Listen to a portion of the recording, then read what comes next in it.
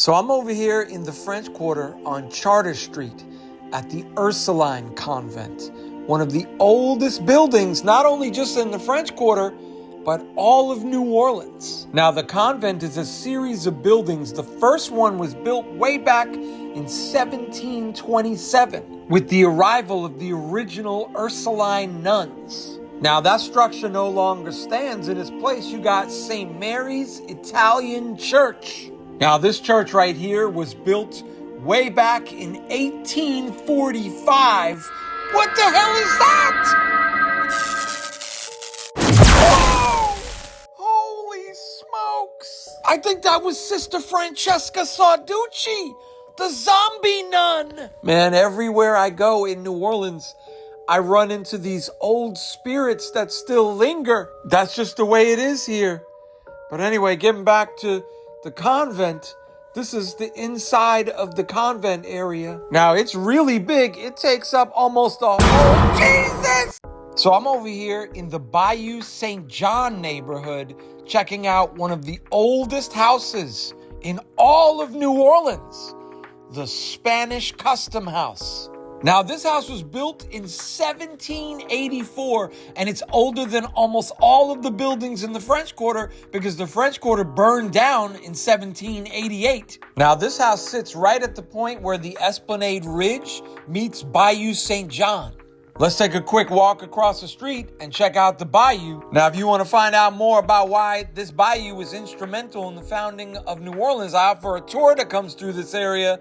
Look, they got some ducks right there. But anyway, this is the bayou, Bayou St. John. And the bayou is connected to Lake Pontchartrain, which is connected to the Gulf. That's the Magnolia Bridge right there.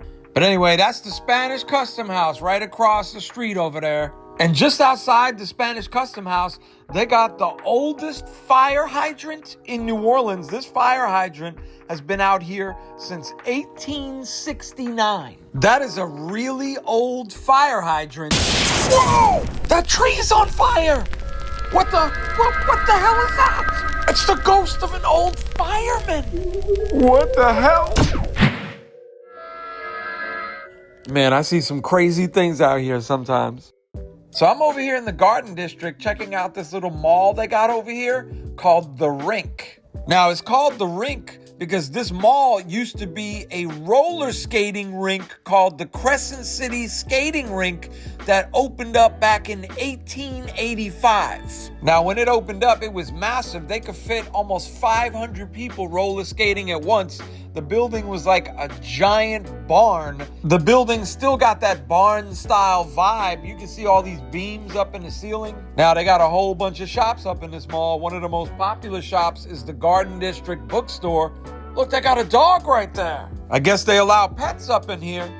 Look, they got another dog right there. But anyway, this is the bookstore where Anne Rice used to roll up in a coffin in the back of a mule-drawn buggy to do the book signings. But anyway, The Rink is a little slice of history right here in the Garden District. And I'm gonna walk up the street here for a minute. You can see it's nestled right in the neighborhood next to all of these old historic homes. Look how big the building is. Now, right next door to The Rink, they have this house with this huge yard. Now, the reason why they call the...